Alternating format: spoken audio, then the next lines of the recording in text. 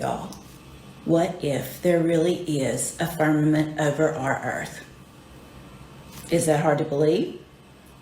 Because it's in the Bible.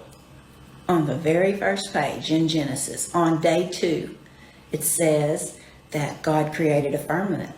And the reason he did that is because in the very, very beginning, there was nothing but water everywhere.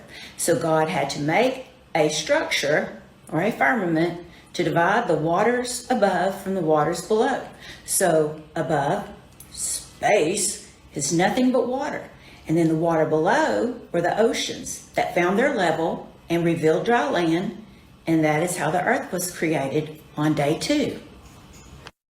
And some people will say, oh, my translation doesn't say firmament. Mine says expanse or heavens.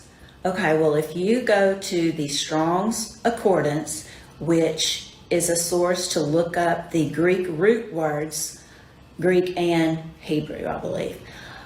If you look up firmament, the Strong's Concordance says that that word is rakia. And read it. It says that it is a solid structure type. Let me go back and look at it. Hang on. I still haven't figured out how to go from this to green screen to put pictures and stuff behind me. I'm working on that, but I just went and read it, and it says it's a strong, solid surface of firmament. That's what it says. Go look it up. So there is a solid structure over it. And there has to be, because how else are you going to keep the water above from drowning us, okay? And when Noah's flood happened, that's what happened, is God opened the firmament and it just rained and rained and rained, not only from above, but he opened the ground. So these things that they're out there calling craters from asteroids, what if they are just extinct geysers from Noah's flood? And in Psalms 19:1, it says, the heavens declare the glory of God, and the firmament showeth his handiwork.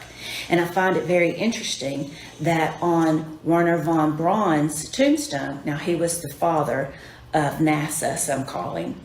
That's what's on his tombstone. All it says is his name, when he died, when he was born, and that verse, Psalms 19:1. That's what it says. So the founder of NASA put the firmament verse on his tombstone. And Psalms 19:4 talks about how God set a tabernacle for the sun. And what's a tabernacle? A tent. Okay, so it created a tent for the sun. So the sun is within that tent or tabernacle or firmament. And so is our moon, and so are our stars. And also in Psalms, it talks about how the sun rejoices like a strong man running a race. It says he's on a circuit. Okay. If we are revolving around the sun, then the sun would have to be still. But the Bible says that it's like a strong man running a race on a circuit. And do you remember the story of Joshua in that war he was in? Joshua 10. And he commanded